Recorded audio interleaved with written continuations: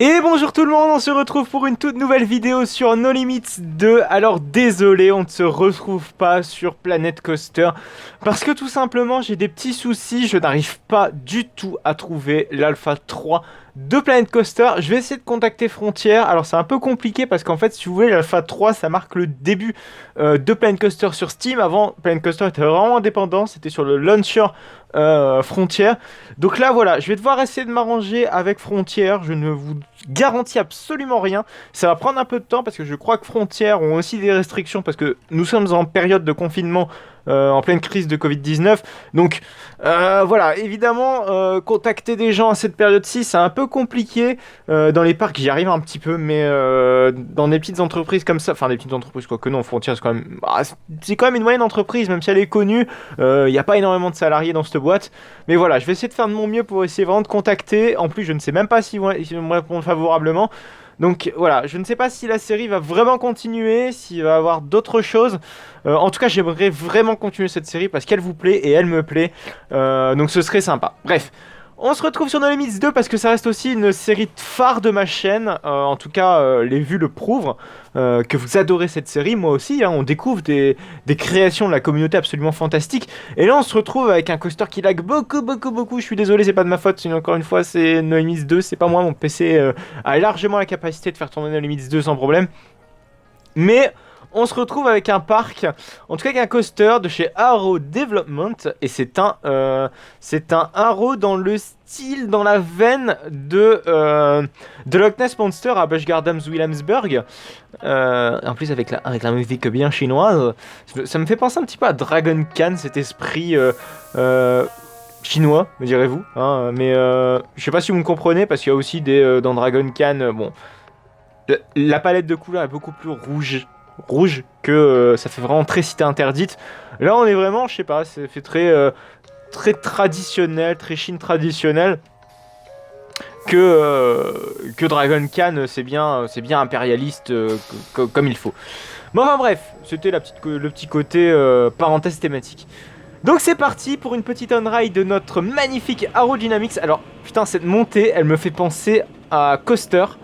Enfin, je crois maintenant qu'il a changé de nom à Vicky Halvard. Je crois, il me semble, si je dis pas de conneries, ou Halvard. C'est le coaster Vekoma.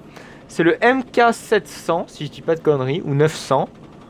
Oui, c'est un MK700. C'est un MK700 de chez Vekoma. Qui est le coaster de Klopsako, voilà, qui longe pareil, son lift est à flanc de colline, et je trouve ça hyper sympa, ça fait un petit peu, vous savez, remontée mécanique ou luge d'été, c'est très cosy, je trouve, comme façon de mettre un lift, et même les terrains coaster dans sa globalité. J'ai jamais fait de vrais terrains coaster, hormis les luges d'été, mais ça doit être vraiment intéressant, en tout cas l'iceberg, à mon avis, on doit vraiment s'en prendre pour nous. J'aurais aimé faire aussi Ocean Park. Mais bon. Kong. Je crois oui que c'est Hong Kong. Oula, par contre, l'inversion doit être vachement violente. Je suis désolé, ça lag, mais encore une fois, c'est vraiment pas. Je suis désolé. Je peux pas faire autrement. Ouah. Ah oui, je comprends mieux pourquoi ça lag. Ah ouais. Mais c'est magnifique. Mais c'est juste fantastique. Putain, la théma était très jolie. En tout cas, ce qu'on vient de voir, c'était vraiment joli. Hop, un airtime.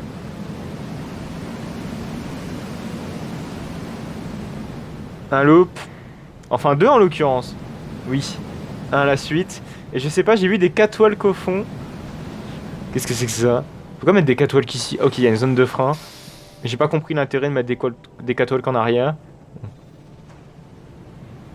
En cas de rollback, peut-être. Non, mais ça, par contre, c'est très typique de Haro de ne pas faire des virages non banqués quand, entre guillemets, on en a pas besoin, alors que pourtant si. Ah putain, par contre, le cul du train, il doit traîner du coup. Ah ouais, les transitions bah, du Haro, quoi. Oh, putain, mais c'est magnifique. Je suis désolé que ça lag comme ça, mais c'est vraiment pas de ma faute. Ah, ça me fait penser à Fata Morgana, sa petite tête de serpent. Ah, et là, on arrive au Batwing, si je dis pas de conneries. Oui, c'est un Batwing.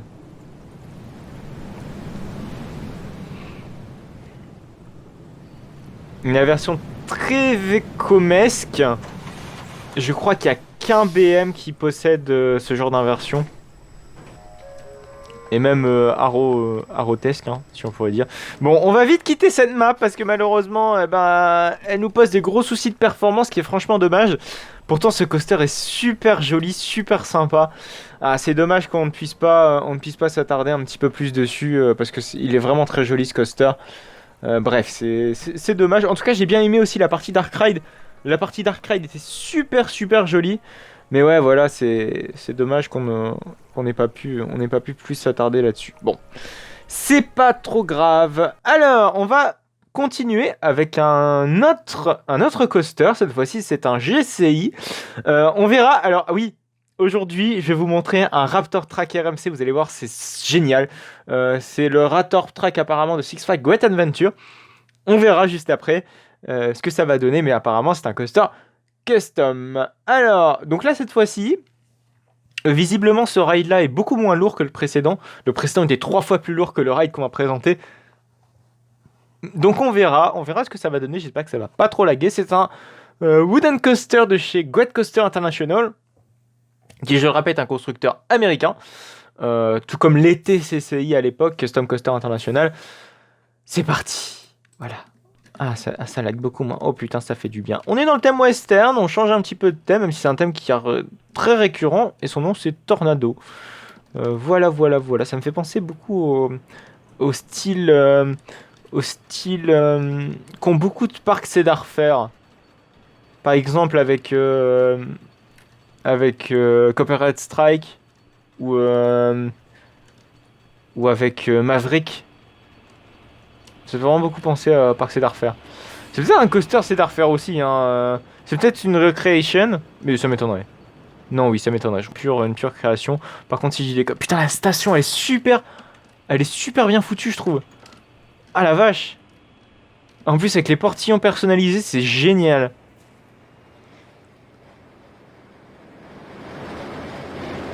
Coucou toi, le petit train. Par contre, j'aimerais embarquer dans les magnifiques trains, les trains canapés de chez Great Coaster International. C'est quoi là? Ok, putain, c'est pour l'opérateur et tout. Oh, c'est bien fait, c'est super bien fait. Genre vraiment. Par contre, si on pourrait rentrer dedans, ce serait sympa. Voilà, c'est mieux. Hop, on ferme les là-bas. On ferme la petite panel, enfin le petit panel, et on dispatch. Je sais pas combien il y a de trains là-dessus. À mon avis, il doit en avoir 2. D'après mes estimations, mes estimations sont pas toujours très bonnes. Et putain, on a encore de super belles créations. J'avais arrêté un petit peu No Limits 2 parce que je vous l'ai dit. La semaine prochaine, d'ailleurs, je pense pas qu'on va repartir sur du No Limits 2. Parce que vraiment, les créations, il y a une petite descente. Vraiment, des créations, ça se fait pas tout seul. Et il faut aussi le temps aussi que les créateurs créent de bonnes créations. J'ai pas envie d'avoir des trucs trop merdiques. Voilà, il y a des moments, c'est vrai qu'il y a des créations moins bonnes que d'autres. Hein. On va pas se cacher. J'essaie globalement de présenter toujours des bonnes créations. N'hésitez pas aussi à, si vous avez des créations à me recommander, à mettre tout ça en description. Même si vous avez fait une création, n'hésitez pas à me le mettre dans les commentaires. Allez, c'est parti!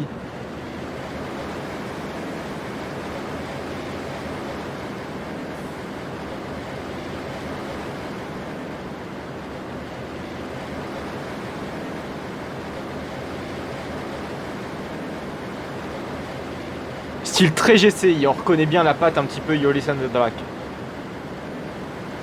Ouais, j'essaie de la prononcer à la néerlandaise, c'est un peu foiré. Sinon, je peux le prononcer aussi à la française, hein. Mais c'est très typique de GCI, là. Ah putain, le point photo, il était super bien fait. Il a bien pensé. Ouais, c'est pas impossible qu'il ait 3 trains, parce que là on reconnaît bien ça. Par contre, c'est vraiment... Les stations sont quasiment tous les mêmes. Enfin, les transfer strikes de chez GCI, c'est quasiment tous les mêmes. Qui puissent... En fait, ils ont la capacité de se translater sur le côté. Et si vous voulez, on peut foutre un train en stock comme ça. C'est bien fait, je trouve, leur système de transfer track. C'est loin d'être mauvais. Mais le souci, c'est qu'on peut pas mettre 3 trains sur un layout GCI. Enfin, en tout cas, c'est... pas avec un transfer track pareil. Je pense notamment Georges et le Dragon, hein, pour le dire en français, qui a un transfert track comme ça. On a aussi un autre coaster, je suis en train de chercher son nom, misère, je n'ai plus son nom. Troy à Toverland, voilà, qui a ce même système de, de transfert track translatif, si je puis dire. Et oui, celui le plus visible, c'est Jolly and the Drac et puis le grand Troy. Vodan, c'est légèrement différent parce que lui, il a 3 trains. Et pour ranger ces 3 trains, c'est pas si facile que ça. Mais en tout cas, voilà, les systèmes de transfert track et systèmes de garage sont vraiment très typiques de GCI.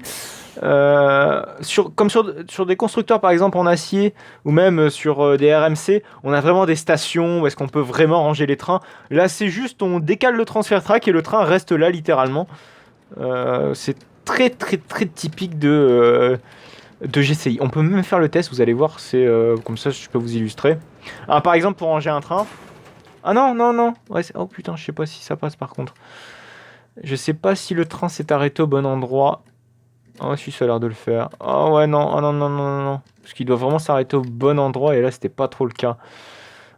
Du coup, bon, c'est pas grave, je sais pas si je peux activer le switch. Ah non, le switch il est pas activable, ça m'a l'air d'être de la décoration. Merde. Mais grosso merdo, en fait, ben, le transfert track a juste la capacité de se déplacer, voilà. Donc le train se déplace ici. Et donc ici, du coup, on a une voie libre et donc le train peut tourner à un seul train comme ça. Voilà. Et c'est le seul moyen de pouvoir mettre le train entre guillemets en stand-by. Tandis que sur n'importe quel autre coaster, en tout cas surtout sur les coasters en acier, ce serait vraiment, ça se décale, hop, on range le train et hop, ça se redécale. Là, non, il n'y a pas trop de manœuvres à faire et c'est contraignant sans l'être en fait. Ça a des avantages et des inconvénients. L'avantage, c'est que voilà, ça consomme moins de bois, si je puis dire. Il y a moins de construction à faire, entre guillemets, qu'en faisant une vraie voie de garage. Mais l'inconvénient, c'est que voilà, c'est pas très maniable, c'est pas très très modulaire, on va dire. Voilà, c'est ça, je cherchais le terme modulaire et voilà, c'est le terme. Bref, on va passer à un autre coaster. Je pense que c'est le moins bon de la série. Je suis désolé, enfin en tout cas de cet épisode d'aujourd'hui. Voilà, hein, il en faut un petit peu pour tous les standings, j'ai envie de dire. Cette fois-ci, c'est un X-Car Maurer qui possède un lift vertical. Il n'y en a pas beaucoup des X-Car Maurer qui possèdent un lift vertical. Je crois que c'est même quasi inexistant, hein, des X-Car Maurer. Alors, des X-Car Maurer, c'est vraiment le produit typique qui a bien marché fut un temps, mais qui a mal vieilli. En tout cas, le X-Car, ça a été vraiment... Maurer a vraiment beaucoup fait de com sur son produit. D'ailleurs, Maurer, on peut, je pense, tous penser que Maurer va mourir très prochainement parce que vu le beat qu'ils ont fait avec leur coaster à la con, là, les Motospike, vu le pétard mouillé que c'est, mais enfin bref. C'est des coasters qui ont eu un succès pour les petits parcs. D'ailleurs, c'est des coasters conçus pour des petits parcs, mais aussi des grands parcs. Mais c'est tout à fait accessible pour des petits parcs comme ça. On pense notamment en grand parc, on a eu Hollywood Trip Rocket, à Universal, qui est un X-Car Maurer d'un grand parc. Après, il y a des plus petits parcs, comme par exemple Dream City, en Irak, qui lui a un lift vertical, mais qui a un retournement bizarre. Oui, mais il est considéré comme étant avoir un lift vertical. Ensuite, on a GeForce à Dayton Manor, qui lui aussi a un lift vertical, mais pas tout à fait vertical en fait. Vous voyez, on a eu aussi à Park Wonder Madrid, qui a un X-Car. Je crois que c'est Sky, je sais plus trop quoi. Mais vous voyez, c'est des coasters qui ont eu vraiment début des années 2000, en tout cas mi-2000, a vraiment eu son succès, mais là après on n'a plus rien vraiment qui sort, et puis on sent aussi que maintenant il y a tellement d'autres produits meilleurs à un prix assez similaire. Je pense notamment aux Infinity Garslower. Je préfère limite un Eurofighter à un X-Car Maurer parce que la lap bar est absolument horrible sur un X-Car. On a aussi Formule X à Drivlit aux Pays-Bas. D'ailleurs, celui de Dayton Manor a été détruit tout récemment. Il a été SBNO pendant un certain temps, mais il a été détruit récemment. Et voilà, donc c'est pour vous dire à quel point les X-Car Maurer, bah, c'est plus ce que c'était, quoi. Même ça n'a jamais été du grand standing. Mais bon, à l'époque, c'était mieux qu'un Boomerang Vekoma. C'est souvent la seule chose que ne pouvait s'offrir un petit parc à l'époque. En tout cas, avant que les X Armor ne sont arrivés sur le marché. Mais après, voilà, on a maintenant les Infinity, on a Mac qui fait des petits trucs sympas, Vekoma aussi maintenant, donc vous voyez, maintenant, c'est plus trop un souci. Même Zira fait des jolis petits trucs avec les Impulse Coaster, même si malheureusement on n'a pas vu au jeu, on n'a pas vu le projet se concrétiser avec l'unique du Marsupilami au parc Spirou. Je sais pas s'il verra d'ailleurs le jour ce coaster. Ça m'étonnerait fort. On a des cyprès un petit peu style romain. Romantique. Sympa. Oh, qu'est-ce que c'est que ce virage? Oh, le virage à la Untamed. C'est osé, parce que s'il y a une panne de frein, on se prend ça dans la gueule. Je sais pas si ce qu'il y a de plus de confortable. Mais voilà, c'est pas... On va dire qu'il y a mieux, quoi. Bon, on va passer au dernier coaster le plus attendu. C'est le Six Flags Great Adventure Collection. C'est le fameux Raptor Track RMC. Le grand Raptor Track RMC. Il n'y en a que 3 actuellement dans le monde, alors est-ce que je vous parle. En tout cas, 2 en activité et un 3e qui est en cours de construction. On a Race Blader à California Great America. On a Wonder Woman Golden Lasso Loop à Six Flags Fiesta Texas. Il y en a un 3e qui est prévu pour un parc, je crois, aux États-Unis, mais il n'y a rien dessus encore. Ils l'ont pas encore annoncé. Et il y a le prévu, le grand, celui qu'on va voir dans quelques instants. C'est Jersey Devil Coaster, qui est le plus gros Raptor Track RMC et un layout un tant soit un peu plus original que les autres. Parce qu'en l'occurrence, Race Blader et Wonder Woman Golden Lasso Loop ont exactement le même layout. C'est des coasters qui ont la réputation d'être, ma foi, ultra punchy. Alors, je sais pas pourquoi, mais il y a un petit souci au niveau No Limits 2. Je crois que je vais devoir le redémarrer. Ah, voilà, bon. Je sais pas ce qui s'est passé, mais il y a vraiment le debugger qui m'a un petit peu alerté. Oh, putain, il y a Nitro et tout. Nitro, il y a un Batman. C'est si petit que ça, un Batman. C'est fou. C'est fou à quel point c'est pas si inintéressant, mais... on s'en rend pas bien compte, en fait. Bon, celui qui nous intéresse... Ah putain, on a Skull Mountain aussi. Ah, par contre, il est vachement mal fait. Je suis désolé, mais... Voilà, bon, je pense que c'était pas son objectif de faire bien le truc, hein. C'était juste en mode je mets Skull Mountain au fond. Mais nous, ce qui nous intéresse, c'est... Oh putain, mais la longueur du train. Oh, what the fuck. La longueur du train. Wow. Alors là, on va aller tester ça, et on va tester ça à 2 rangs, les mecs. On va tester ça au first row. Et on va tester ça au last row. Clairement.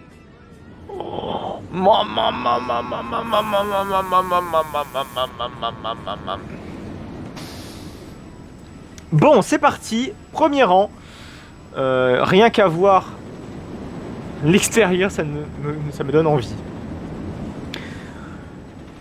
Franchement, c'est peut-être le coaster, le nouveau type de coaster que j'aimerais tester. Comme ça, c'est coaster monorail qui donne une grande liberté aux passagers. Vraiment. Par contre, je sais pas si la musique derrière va être copyright, j'espère que non.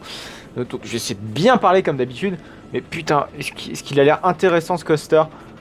Ah oui, il est vachement lent quand même. Alors, ces coasters-là ont la capacité, on le rappellera plus tard, de pouvoir faire un embarquement continu. Mais on va leur expliquer plus tard. On va d'abord se concentrer sur le layout. On leur fera au dernier rang. Pour voir ce que ça donne. Ah ouais, carrément fait le bruit personnalisé. Oh.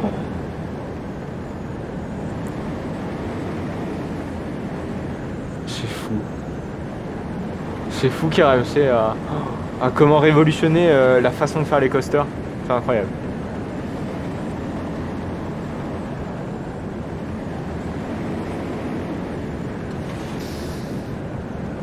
En tout cas, il a super bien modélisé. Et c'est fou à quel point un petit rail comme ça. Et ça, c'est pareil, hein, c'est des trucs conçus aussi pour les petits parcs. Ça coûte pas si excessivement cher que ça, comparé au vrai retrack RMC. C'est fou. C'est fou. Alors, je vous disais tout à l'heure que la particularité des Raptor Track, c'est qu'ils pouvaient avoir un embarquement immédiat. Alors là, sur No Limits 2, c'est pas possible de le faire. Mais autrement, si vous voulez, l'embarquement se fait sur tapis roulant un petit peu à la manière de Phantom Manor à Disney. Voilà, j'ai cet exemple-là en tête. Ou de Geister Eshka à Fantasyland, voilà, pour avoir une meilleure ref. Quoique Geister Eshka, ça reste pas non plus un Dark Ride excellent. Et c'était la petite parenthèse. On peut embarquer, donc voilà, on continue. Et le train ne s'arrête pas littéralement. Alors par contre, on va essayer de se choper le train au dernier rang, ce serait sympa. Voilà. Donc c'est que le train, littéralement, continue toujours. Et puis il y a l'embarquement immédiat. Alors apparemment c'est pas ça qui fait avoir un bon demi au coaster, hein, parce que visiblement les temps d'attente sont toujours très très longs, notamment sur le sur Wonder Woman, à Six Flags Fiesta Texas, d'ailleurs qui est le seul parc à posséder 2 RMC. Oui, Six Flags Fiesta Texas a donc Wonder Woman Golden Lasso Loop, et ils ont aussi le Iron Rattler, qui était le premier RMC. Le premier vrai retrack RMC. Donc oui, littéralement Fiesta Texas c'est un petit peu la vitrine. Ah non, excusez-moi. Il y a New Texas Giant aussi avant. Mais ouais, qui a été... mais quoi que c'est toujours au Texas. On est toujours dans la même région, c'est toujours au Texas. Oh putain, mais c'est incroyable.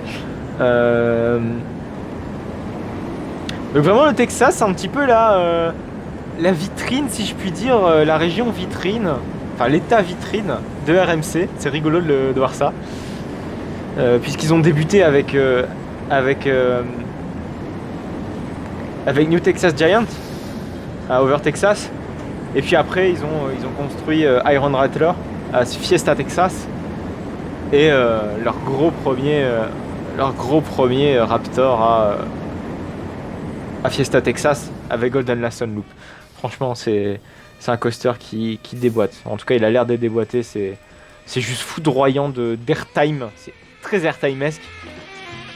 Ouais, franchement, c'est des coasters qui m'attirent énormément. Bref, j'espère que cet épisode vous aura plu. La prochaine fois, on essaiera d'aller voir le petit coaster à côté, la Nitro par exemple, qui a l'air d'être super sympa aussi.